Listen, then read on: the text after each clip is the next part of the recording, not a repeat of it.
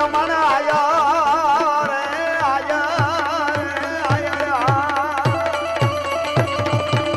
Iyer higher ઉદરા નિયમણ Iyer અડીખમ કુળ આયર ટેકો આપનો એ એના મહાન જય ધરા મામુ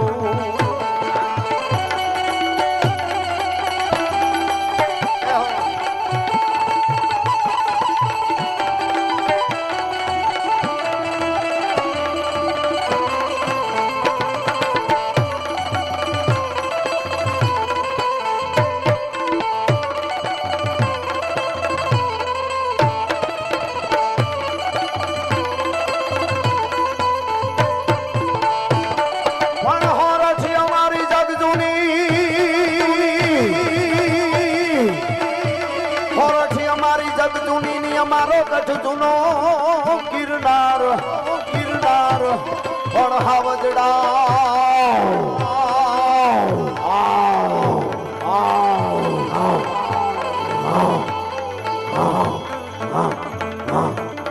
આ બાજુ આવી ગયા હે ધીરે ધીરે આવા હાવજડા હે જળ પીએ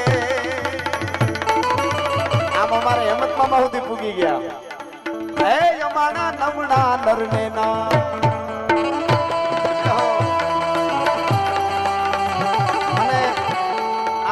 છૂટે છે આમ નવા વર્ષનો પહેલો પ્રોગ્રામ છે આ 82 નો 2082 આપણું નવું વર્ષ એનો અમારો પહેલો પ્રોગ્રામ છે એટલે મોજના તોરા મને કેવા છૂટે છે ગાઢા હુકળે હઠીલા જોત ભેરંડીની સામે ગાજે ડાટ કરડી દૂધ હવે પ્રકૃતિ ઘંટા ટીચ ગાને પ્રકૃતિ ઝડપે તાળે ગોળ ભેડા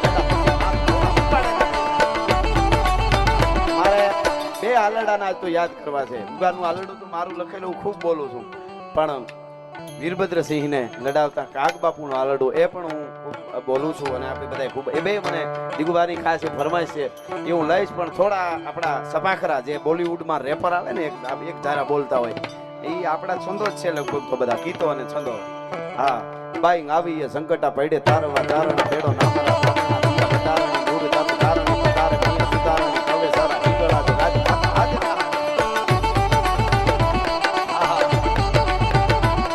ભાઈ આવી સંગતા પડે તારવા તારણા બેડો નામરા ભામણા રિયા બતારણી નૂરતા તારણી બતારે મૈયા સુતારણી કવે સારા હિગળા રાજ માતા હાજર હાજર જાત ધાળ કરી ગાતરાડ ધાળીના ભગવાનની જતા રમેજી અંબિકા દેવી કરતા જગરાઈ વડા વડી નાસા પૂરા ડુંગરે ચિતાડા વાળ માટરાણી કુંડળીમાં બુટાળી નમાઈ બુટાવાળી રાજુભાઈ કરને હારે હતા બીજે સમી રાખે કરી દેવીયા બટાઈ બાવા વાળી કુસુડાળી ભેળિયાળી બજા પ્રેમે ગોતોળા બેચરા હોલ કામળા બટાઈ ચામડ નાવડ કેલ થોડી યાર બુટ હાથી વણ ઉદ્ધારણી કરે સેવકારી હાર કિનારે સુરના ઉકે આવીએ તો રહે નામ અમાણે ભણો હો દેવી તમાણો આધાર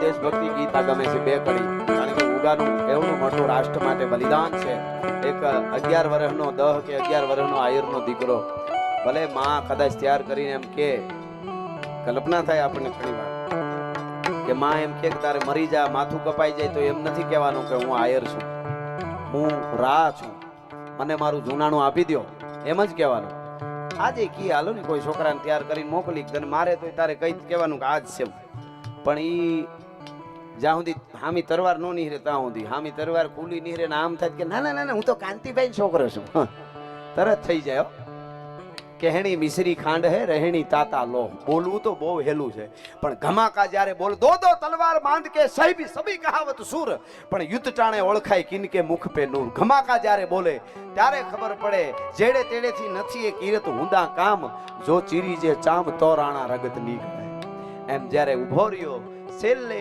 તરવારનો ઝાટકો પડ્યો દળ મસ્તકથી જુદું થયું ને તાઉંથી એમ કહેતો તો 9 ખોરઠનો ધણી હું રા છું હું 9 ગણ છું મને મારું જુનાગઢ આપી દો અને માથું કપાઈ ગયું ત્યાં સુધી બીજો કોઈ શબ્દ ન આવ્યો. એ આયરના દીકરાની અહીંથી કરોડો એ ચેતનાને વંદન કરવા આપણે ભલા માણસ એ કઈ માટીમાંથી એ ઉત્પન્ન થયેલો એ સંતાન છે. તમે વિચાર કરો, કહેવાનો અર્થ આ આપણી ધરોહર છે, આપણી પરંપરા છે. આ સભ્યતા આપણી જે હાલી આવી છે હજારો વર્ષથી જૂનામાં જૂની સભ્યતા. એનું કારણ શું? આપણે છેલ્લા ઘણા વર્ષોમાં તો બધું હવે બગાડી નાખ્યું છે. દેખાડવા કરવા કરતા દેખાડવાનું. પહેલા એવું હતું દેખાડવાનું નહીં, કરવાનું, એવું જ હતું. હવે આપણે કોઈ પણ એમાં આપણે બધાય આવી જાય સમાજમાં. નો કરે એથી વધારે દેખાડવાનું બહુ થઈ ગયું. પછી સમાજથી લઈને બધું હવે નવા હમણાં સારું છે. કોક સમાજમાં ધીરે ધીરે નીકળ્યું. અમુક ન દેખાડવાનું કરવું, અમુક બંધારણ વગર સમાજ હાલે જ નહીં. એક નક્કી કર્યું હાવ આઝાદી, ચારે બાજુથી આઝાદી મળે ને એટલે એ પછી પૂરું. કોઈ પણ નદી હોય એ એમને જાતી હોય એની રીતે એ સારી લાગે, પણ કાંઠા બાઠા મૂકીને આડે ધડ જાય તો પછી ઓનાર જ કહેવાય, નદી ન કહેવાય.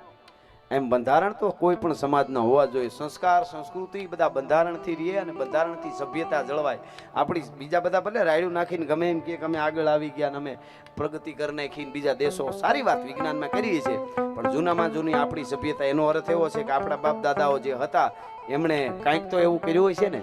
હા, કે હજી સુધી સભ્યતા હાલી આવે છે અડીખમ. એટલે એ સભ્યતા ન ભૂલાય એના માટેના આપણા આ બધા કાર્યક્રમો છે, એના માટેના આપણા પ્રોગ્રામો છે, એના માટેના આપણા ગીતો. એક વાત મને બહુ ગમે છે. એક ભાઈ ગામડાનો માણસ એક મુંબઈ જતો હતો ને એના ભાઈબંધે એને કીધું મારા હાટું અરીસો લેતો આવજે. મને અરીસાનો બહુ શોખ, મોટું જોવાનો, અને તું અરીસો મુંબઈમાં બહુ સારો મળે, આપલું આઈનો. એટલે કીધું કે હા હું લેતો આવીશ. પાછો આવ્યો, એક પેકિંગમાં કંઈક આપ્યું, ઓલા ખોલ્યું, ઓલા ને સામે આપ્યું. એટલે જોયું તો રામાયણ હતી અંદર. એટલે ઓલાએ કીધું કે બહુ સરસ, રામાયણ વંદન કરું છું, રામાયણ તો સારી વાત, પણ મેં અરીસો મંગાવ્યો હતો, મારે અરીસાનો બહુ શોખ. તું અરીસાને બદલે રામાયણ લઈ આવ્યો.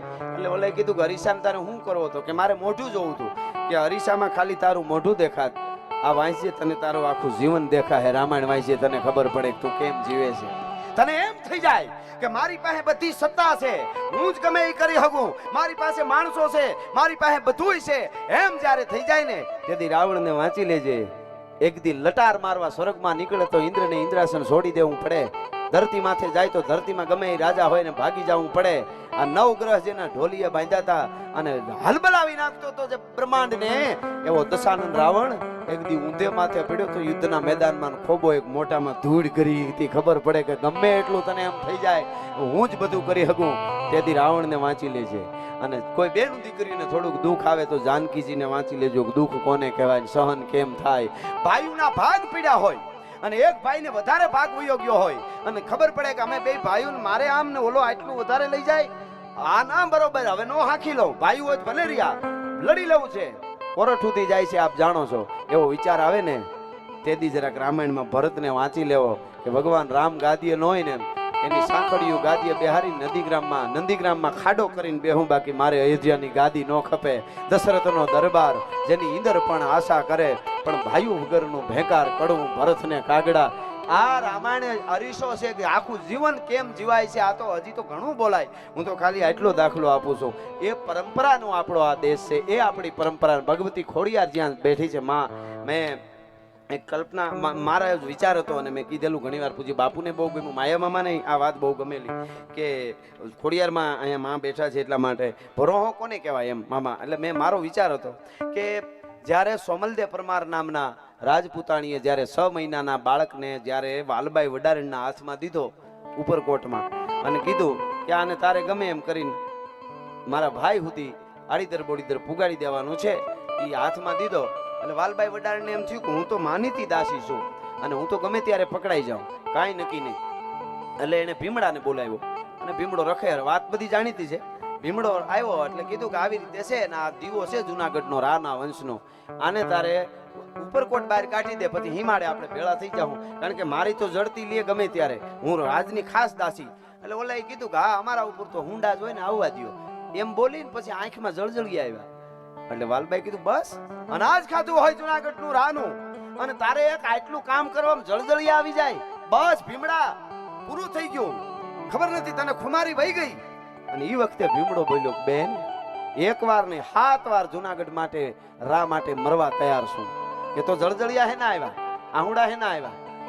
હવે સાંભળજો જે મારો વિચાર છે, માં ખોડિયાર બેઠી એટલે આહુડા હે ના આવ્યા કે આહુડા એ આવ્યા કે હું ઉપરકોટ થી લઈને જાતો હું હુંડલામાં બાળકને માથે કૂસો નાખી દઉં, કચરો પાણ બાળક રાડ નાખી એકવાર હુઆ કરે, શંકા પડે એટલે બધું પાણીમાં જાય અને મારા હાથેથી રાનો વંશ ઓલાઈને ઈ વિચારથી બેન મને આહુડા આવે છે. હવે સાંભળજો ભરો.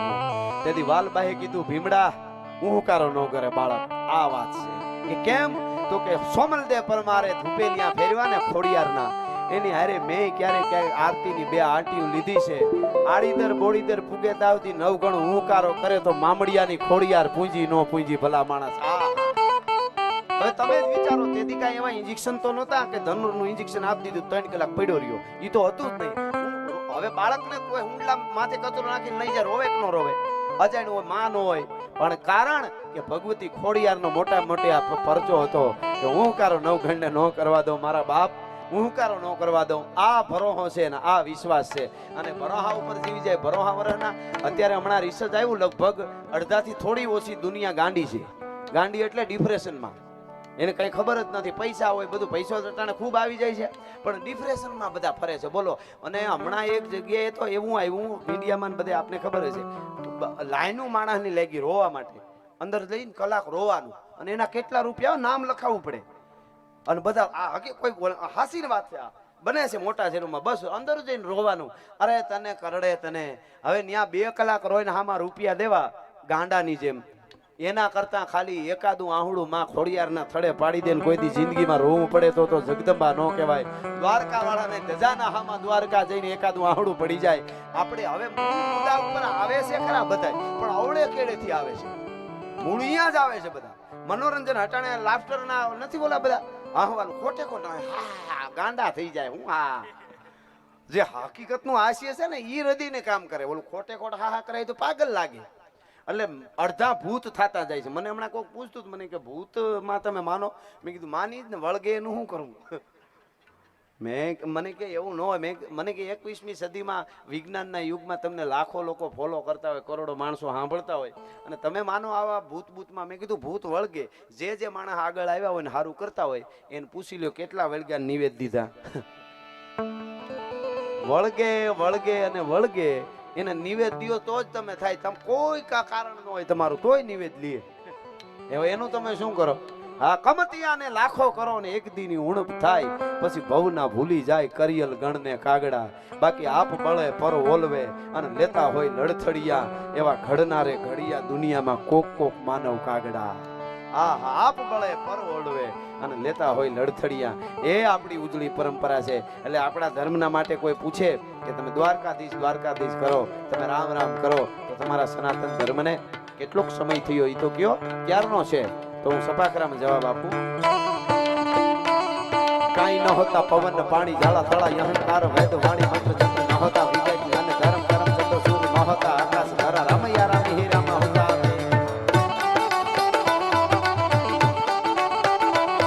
કાઈ ન હોતા પવન પાણી ઝાલા થળા અહંકાર વેદ વાણી મંત્ર ચંદ્ર ન હોતા વિવેક અને ધર્મ કરમ ચંદ્ર સૂર ન હોતા આકાશ ધરા રામૈયા રામી હે રામા હોતા.